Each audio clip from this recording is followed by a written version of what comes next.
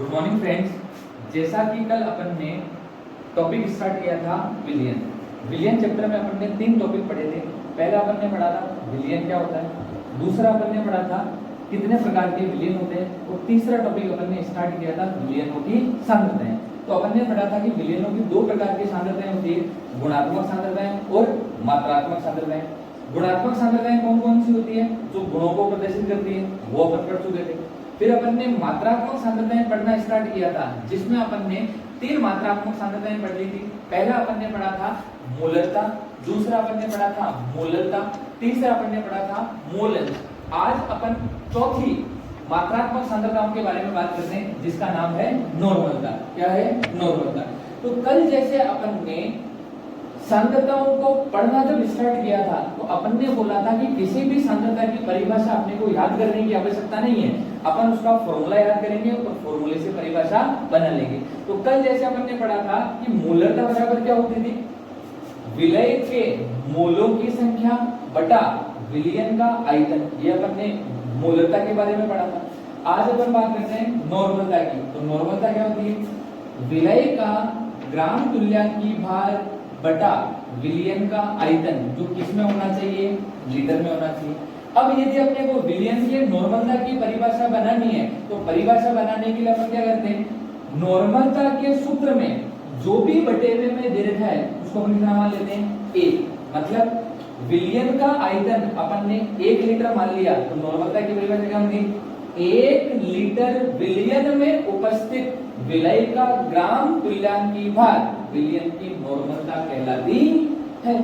अब यदि अपने को विलियन की नॉर्मलता कैलकुलेट करनी है, तो अपने को विलय का ग्राम तुल्यांकी भार मालूम होना चाहिए और विलियन का आयतन मालूम होना चाहिए। विलियन का आयतन और विलय का ग्राम तुल्यांकी भार यदि अपने को दे रखा है, तो अपन विलियन की नॉर्मलता आसानी से कैलकुलेट कर सकते हैं। अब सवाल में ग्राम तुल्यांकी भार नहीं दे रखा होगा, तो ग्राम तुल्यांकी भार कैसे निकाला जाता है? तो ग्राम तुल्यांकी भार निकालने का एक सूत्र होता है, वो क्या होता है? किसी भी यौगिक का ग्राम तुल्यांकी भार होता है उस यौगिक का ग्राम में द्रव्यमान बटा उसी यौगिक का तुल्यांकी भार। जिस यौगिक का तुल्यांकी भार अपने को ज्ञात करना है, उस यौगिक का ग्राम में द्रव्यमान अपने को दे रखा होगा, तो सबसे पहले ग्राम तुल्यांकी भार निकालने के लिए अपने को क्या निकालना पड़ेगा? तुल्यांकी भार निकालना पड़ेगा। तो तुल्यांकी भार किस प्रकार से निकाला जाता है? तो किसी भी यौगिक का तुल्यांकी भार बराबर होता है उस यौगिक का अणुभार बटा संयोजकता गुणांक। अणुभार किस प्रकार से निकाला जाता है वो अपन देखते हैं। जैसे मान लीजिए अपने को कोई यौगिक दे रखा है CaCl2, आपको बोला है इस यौगिक का अणुभार ज्ञात कीजिए। अणुभार कैसे ज्ञात करते हैं? कैल्शियम की अपन बात करें तो कैल्शियम का परमाणु क्रमांक होता है 20 और परमाणु द्रव्यमान होता है 40। तो ये अपन ने लिख दिया 40। कैल्शियम का परमाणु क्लोरीन का परमाणु क्रमांक होता है 17, परंतु इसका परमाणु भार है वो होता है 35.5। कितना होता है? 35.5। एक कैल्शियम का परमाणु भार 35.5 है, तो 2 का कितना होगा? 2 × 35.5 यानी 71। इन दोनों को जब आप जोड़ोगे तो आंसर कितना रहेगा? 111। तो 111 क्या हो गया? CaCl2 का अणुभार। तो अणुभार अपन निकाल लेंगे। तो तुल्यांकी भार निकालने के लिए सबसे पहले अपने को क्या निकालना आना चाहिए? संयोजकता गुणांक। तो संयोजकता गुणांक किस प्रकार से निकाला जाता है वो अपन ने स्टार मार्क करके एक पॉइंट लिख रखा है, संयोजकता गुणांक की गणना। अब 3 प्रकार के यौगिकों के लिए संयोजकता गुणांक की गणना की जाती है। वो यौगिक कौन कौन से हैं? सबसे पहले अपन बात करते हैं अम्ल का संयोजकता गुणांक किस प्रकार से निकाला जाता है। दूसरा अपन बात करते हैं क्षार का संयोजकता गुणांक कैसे निकाला जाता है। और तीसरा अपन बात करेंगे लवण का संयोजकता गुणांक किस प्रकार से निकाला जाता है। सबसे पहले अपन बात करते हैं अम्ल की। तो अम्ल में पहला उदाहरण अपने को देखा है HCl। HCl क्या है? जैसे ही आप HCl को जल के अंदर डालोगे तो HCl किस किस में टूटेगा? H+ और Cl- में। तो HCl जल में जाने के पश्चात अपने को एक H+ आयन दे रहा है, इसलिए HCl का जो संयोजकता गुणांक होगा वो कितना होगा? 1। H2SO4 की यदि अपन बात करें तो H2SO4 को जब आप जल के अंदर डालोगे तो H2SO4 किस किस में टूटेगा? 2 तो H+ और SO4- में। तो H2SO4 जल में जाने के पश्चात 2 H+ आयन दे रहा है, इसलिए H2SO4 का संयोजकता गुणांक कितना हो गया? 2।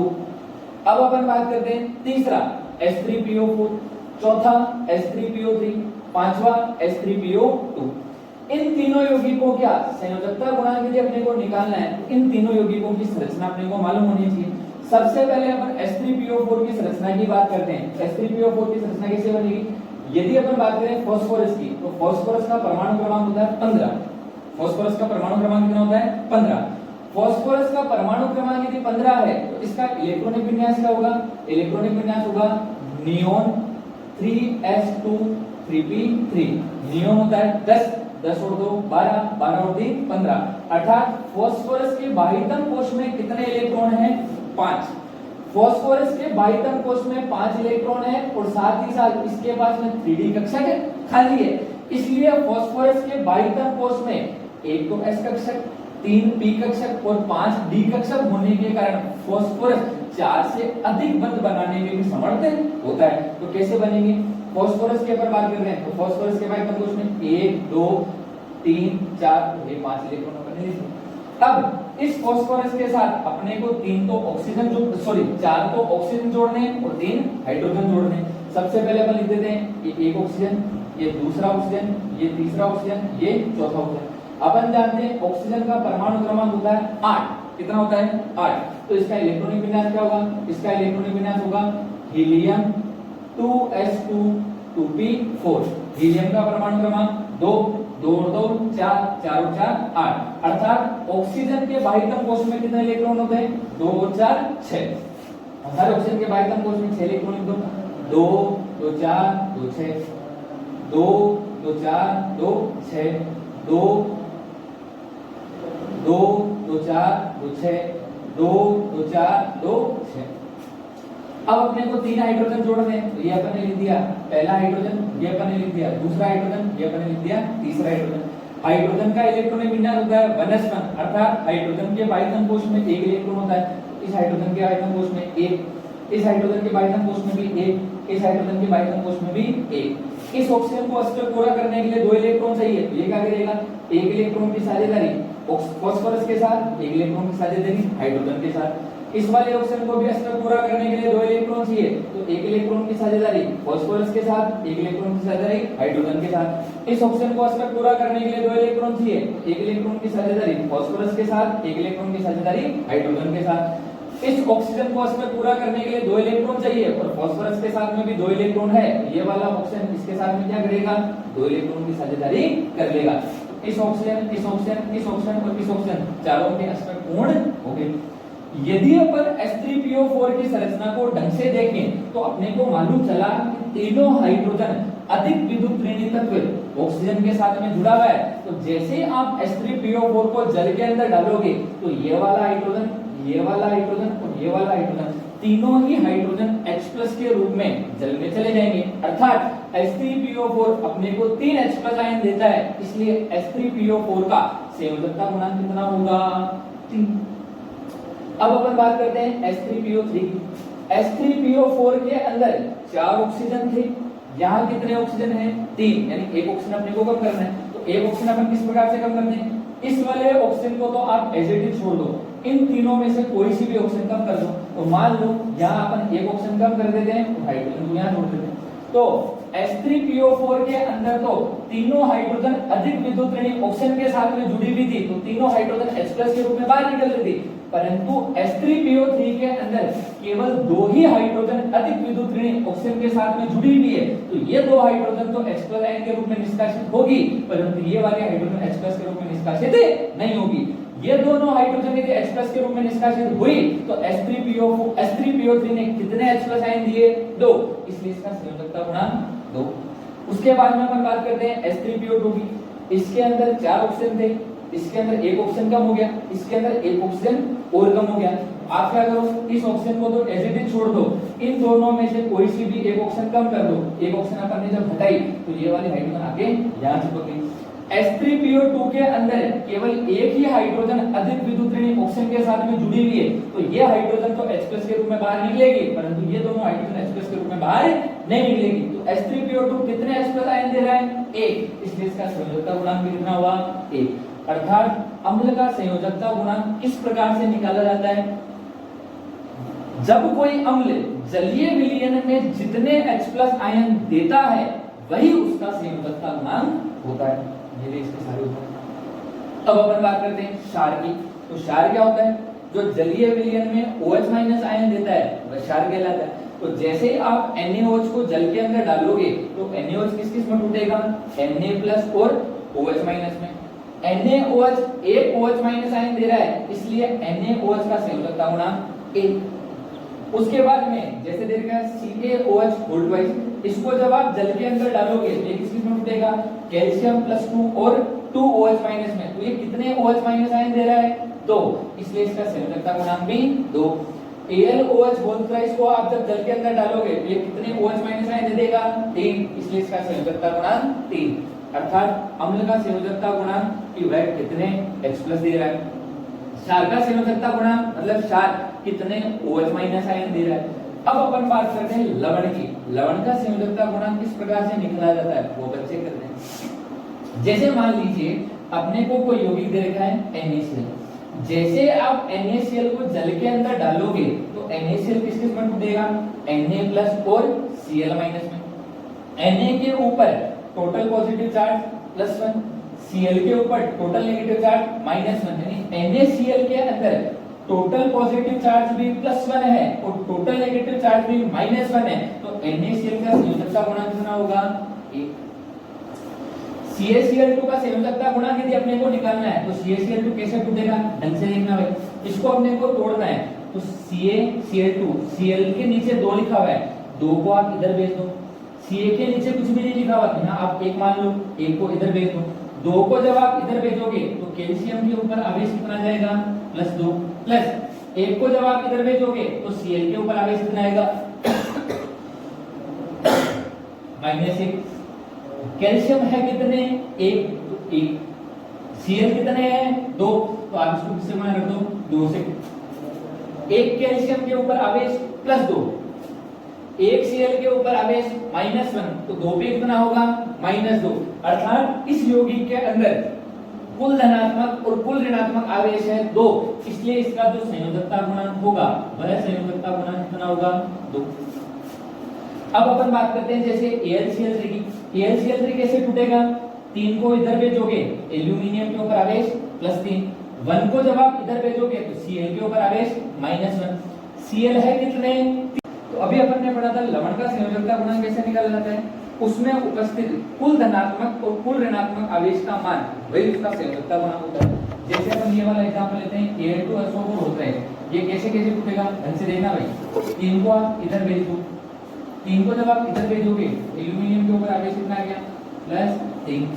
एल्यूमिनियम के नीचे 2 लिखा हुआ है, 2 को आप इधर भेज दो, SO4 के ऊपर आवेश कितना आ जाएगा? SO4 के ऊपर आवेश -2। एल्यूमिनियम है कितने? 2, तो इसको आप 2 से गुणा कर दो।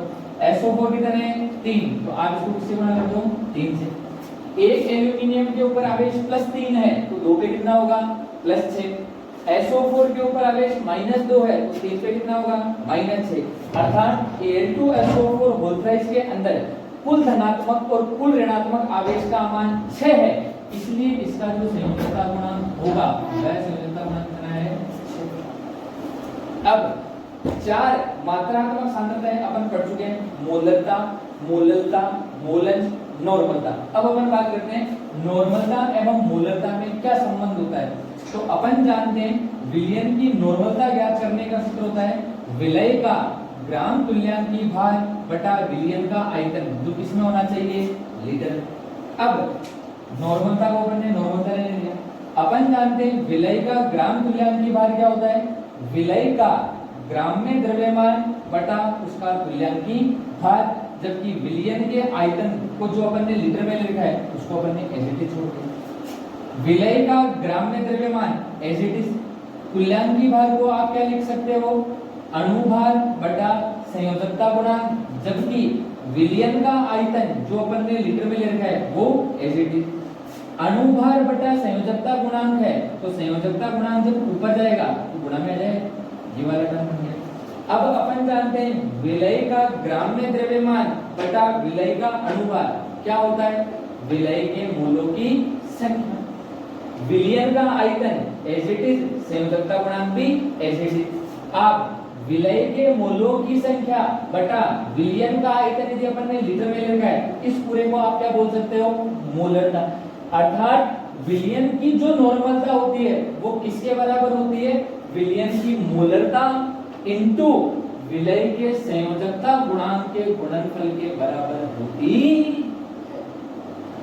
अब जैसे अपन ने 4 मात्रात्मक सांद्रताएं पढ़ी है, अब इन चारों मात्रात्मक सांद्रताओं के ऊपर किस किस प्रकार से सवाल बनते हैं वो सवाल अपन समझते हैं। सवाल को समझने से पहले अपन ने एक छोटा सा पॉइंट लिखा है, वो क्या लिखा हुआ है, सांद्रताओं से संबंधित कुछ महत्वपूर्ण जानकारियां। वो जानकारियां क्या है, जैसे मान लो किसी सवाल में आपको दे रखा है कि NaOH का जलीय विलयन है जिसकी मोलरता अपने को दे रखी है 4 मोल प्रति लीटर। NaOH के जलीय विलयन की मोलरता यदि अपने को 4 मोल प्रति लीटर दी गई है तो इसका मतलब क्या है वो अपन समझते हैं। कल अपन ने मोलरता की परिभाषा पढ़ी थी, 1 लीटर विलयन में उपस्थित विलय के मोलों की संख्या को अपन मोलरता बोलते हैं।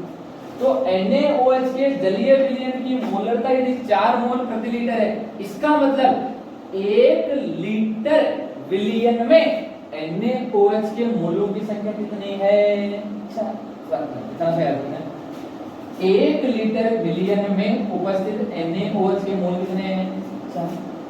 इसी प्रकार से मान लो किसी सवाल में आपको दे रखा हो NaOH का जलीय विलयन है जिसकी मोलरता अपने को 4 मोल प्रति केजी दे रखी है, तो कल अपन ने मोलरता की परिभाषा पढ़ी थी, 1 किलोग्राम विलायक में विलय के मोलों की संख्या विलयन की मोलरता कहलाती है। तो NaOH के जलीय विलयन की मोलरता 4 मोल प्रति केजी है, इसका मतलब 1 किलोग्राम विलायक में विलय NaOH के मोल कितने हैं, 4। उसी प्रकार से NaOH के जलीय विलयन में NaOH का मोल अंश यदि अपने को 0.4 दे रखा है, तो कल अपन ने NaOH का जलीय विलयन अपने को दे रखा है, इसका मतलब कोई विलयन है जो किस किस से मिलकर बना हुआ है, NaOH और जल से मिलकर बना हुआ है। NaOH का मोल अंश 0.4 है, तो अपन जानते हैं NaOH का मोल अंश है वो किसके बराबर होगा, NaOH के मोल बटा कुल मोल। तो अपन ने क्या लिखा, NaOH के मोल बटा कुल मोल। कुल मोल किस किस के होंगे, NaOH के भी होंगे और जल के भी होंगे। NaOH के मोल अंश का मान कितना दे रखा है, 0.4, तो इसकी जगह अपन क्या लिख देते हैं, 0.4। कल अपन ने किसी भी यौगिक के मोल अंश की परिभाषा बनाने के लिए क्या किया था, जो भी बटे में दिया हुआ होता था उसको अपन 1 मान लेते थे। अर्थात विलयन के कुल मोलों का मान यदि अपन ने 1 मान लिया तो इधर वाली टर्म यदि 0.4 है और इस वाली टर्म को पूरी को 0.4 बनाना है तो ऊपर वाली का मान कितना होगा, 0.4। अर्थात NaOH का मोल अंश यदि 0.4 है तो मतलब क्या है, 1 मोल विलयन में NaOH के मोलों की संख्या कितनी है, 0.4। अब इस पर सवाल कैसे पूछा जाता है वो अपन एक उदाहरण देखते हैं, ढंग से देखना भाई। जैसे अपने को ये सवाल दे रखा है, 4 मोलल CH3COH के जलीय विलयन का घनत्व यदि 1.2 ग्राम पर ml हो तो विलयन की मोलरता ज्ञात कीजिए। यानी अपने को विलयन की मोलरता ज्ञात करनी है। दे क्या रखा है, सबसे पहले वो अपन देखते हैं, CH3COH के जलीय विलयन यानी कोई विलयन है जो किस किस से मिलकर बना हुआ है, CH3COH और जल से मिलकर बना हुआ है। तो अपन ने क्या लिखा, कोई विलयन है जो किस किस से मिलकर बना हुआ है, CH3COOH और जल से मिलकर बना हुआ है। उस CH3COH के जलीय विलयन की मोललता, मोलल का मतलब होता है मोललता, क्या होता है, मोललता। CH3COH के जलीय विलयन की मोललता 4 दे रखी है, वही अपन ने कल परिभाषा पढ़ी थी। मोललता का मतलब होता है 1 किलोग्राम विलायक में विलय के मोलों की संख्या, मोललता है। तो CH3COH के जलीय विलयन की मोललता 4 है, इसका मतलब इस विलयन के अंदर CH3COH को विलय है और H2O है वो विलायक है। तो 1 किलोग्राम विलायक में CH3COH के मोलों की संख्या कितनी दे रखी है? 4। तो सबसे पहले अपन ने क्या लिखा? 1 किलोग्राम विलायक में CH3COH के मोलों की जो संख्या है वो अपने को कितने दे रखी है? 4 मोल दे रखी है। साथ ही अपने को विलयन का जो घनत्व है वो कितना दे रखा है? 1.2 ग्राम पर ml। तो अपन सबसे पहले क्या लिख देते हैं? विलयन का घनत्व कितना है? 1.2 ग्राम पर ml। ये चीज अपने लिख दी। अब अपने को क्या निकालना है? निकालना है अपने को विलयन की मोलरता। तो अपन जानते हैं विलयन की मोलरता बराबर क्या होती है? विलय के मोलों की संख्या बटा विलयन का आयतन। विलय के मोलों की संख्या तो अपने को मालूम है, परंतु विलयन का आयतन अपने को मालूम है नहीं है। तो विलयन का आयतन निकालने के लिए अपन क्या करते हैं? सबसे पहले अपने को विलयन का घनत्व दे रखा है, तो अपन सबसे पहले क्या करते हैं? विलयन के घनत्व का सूत्र लगा देते हैं। तो अपन जानते हैं विलयन के घनत्व का जो सूत्र होगा, घनत्व बराबर क्या होता है? द्रव्यमान बटा आयतन। विलयन का घनत्व निकालना है तो द्रव्यमान भी किसका होगा? विलयन का, और आयतन भी किसका होगा? विलयन का। तो द्रव्यमान भी अपन ने लिख दिया विलयन का, आयतन भी किसका होगा? विलयन का। विलयन का घनत्व तो अपने को दे रखा है, आयतन निकालने के लिए विलयन का द्रव्यमान भी अपने को मालूम होना चाहिए, परंतु विलयन का द्रव्यमान अपने को मालूम नहीं है। तो सबसे पहले अपन विलयन का द्रव्यमान निकालते हैं। कैसे निकलेगा? ढंग से देखना भाई। अपने को CH3COH के मोलों की संख्या दे रखी है 4। तो अपन जानते हैं मोल, मोल बराबर क्या होता है? द्रव्यमान बटा अणुभार। तो CH3COH के मोलों की संख्या 4 है, तो इस मोल बराबर क्या होंगे? द्रव्यमान किसमें? ग्राम में बटा इसका अणुभार। ये जो था मोल 4 ही है, अपने को ग्राम में द्रव्यमान इसका ज्ञात करना है। सबसे पहले CH3COH का अणुभार निकालते हैं। तो CH3COH का अणुभार कैसे निकलेगा? ढंग से देखना भाई। कार्बन, कार्बन का परमाणु क्रमांक होता है 6, परंतु इसके द्रव्यमान संख्या होती है 12। द्रव्यमान संख्या 12। हाइड्रोजन का परमाणु क्रमांक भी 1 और द्रव्यमान संख्या भी 1। हाइड्रोजन के एक की द्रव्यमान संख्या 1 है, तो 3 की कितनी होगी? 3। कार्बन की द्रव्यमान संख्या 12। ऑक्सीजन का परमाणु क्रमांक होता है 8, परंतु द्रव्यमान संख्या 16। ये लो साहब 16। दूसरे ऑक्सीजन के भी 16। हाइड्रोजन की द्रव्यमान संख्या 1। 12 और 3 15, 15 और 12 27, 27 और 16 43, 43 और 16 59, 59 और 1 60। यानी CH3COH का जो अणुभार है वो कितना है? 60। तो CH3COH का जो अणुभार आ गया वो अपने पास कितना आ गया? 60। यहाँ से अपने पास जो CH3COH का द्रव्यमान ग्राम में आएगा वो ग्राम में द्रव्यमान कितना रहेगा? 60 × 40 यानी 200, 60 × 4 यानी यहाँ से कितना गया? 240 ग्राम। CH3COH का द्रव्यमान है 240 ग्राम। H2O का द्रव्यमान है 1 किलोग्राम। 1 किलोग्राम के अंदर कितने ग्राम होते हैं? 1000 ग्राम। यह वाला विलयन CH3COH और जल से मिलकर बना हुआ है, जिसमें CH3COH का द्रव्यमान तो है 240 और जल का द्रव्यमान है 1000 ग्राम। तो विलयन का कुल द्रव्यमान कितना होगा? इन दोनों को आप जोड़ दो। तो 1000 और 240 को जब आप जोड़ोगे तो अपने पास जो द्रव्यमान आएगा विलयन का वो कितना जाएगा? 1240 ग्राम। ये वाला मान अपन उस वाले फॉर्मूले के अंदर रख देते हैं। हाँ भाई देखो, विलयन का घनत्व वो अपने को कितना दे रखा है? 1.2 बराबर विलयन का द्रव्यमान कितना है? 1240 बटा विलयन का आयतन अपने को निकालना है। विलयन का आयतन अपने को निकालना है, ये अपन ने लिख दिया आयतन किसका? विलयन का। ये लो सर, यहां से जब आप विलयन का आयतन ज्ञात करोगे तो विलयन का आयतन बराबर कितना जाएगा? 1240 बटा 1.2। ये घनत्व अपने को दे रखा था ग्राम पर ml में। द्रव्यमान विलयन का अपन ने ले रखा था ग्राम में, तो यहाँ से विलयन का जो आयतन अपने पास आएगा वो आएगा किसमें? ml में। अपने को निकालना क्या है, विलयन की मोलरता। अपन जानते हैं विलयन की मोलरता होती क्या है, विलय के मोलों की संख्या, विलय के मोलों की संख्या अपने को मालूम है, बटा विलयन का आयतन, परंतु वो विलयन का आयतन होना किसमें चाहिए, लीटर में। अपन ने निकाला किसमें, ml में। तो सबसे पहले अपन ml को किसमें चेंज कर देंगे, लीटर में।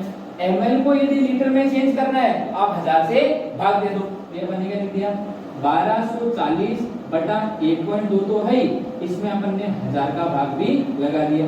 यहाँ से जब आप पॉइंट हटाओगे ऊपर 1 जीरो चला जाएगा, 2 जीरो से 2 जीरो कट गए, यहाँ से कितना आ जाएगा 124 बटा 120। ये आंसर अपने पास इसमें आ गया लीटर में। अब अपन CH3COH के जलीय विलयन की मोलरता आसानी से ज्ञात कर सकते हैं। तो अपन जानते हैं मोलरता, मोलरता बराबर क्या होती है भाई, विलय के मोलों की संख्या, विलय के मोलों की संख्या। विलय कौन है, CH3COOH बटा विलयन का आयतन, ये विलयन का आयतन किसमें होना चाहिए, लीटर में, जो अपन ने ऊपर ही निकाल रखा है। ये दोनों मान अपन रख देते हैं। CH3COH के मोलों की संख्या कितनी है, 4, ये अपन ने रख दिया 4 बटा विलयन का आयतन लीटर में कितना है, 124 बटा 120। सोल्व करते हैं भाई, सोल्व करोगे तो 4, ये वाला टर्म ऊपर जाएगा तो उल्टा हो जाएगा, उल्टा कितना होगा 120 बटा 124। सोल्व करो इसको, 4 से काटो, 4 से काटो 4 एकम 4, 4 तिया 12, ये आंसर कितना आ जाएगा 120 बटा 31।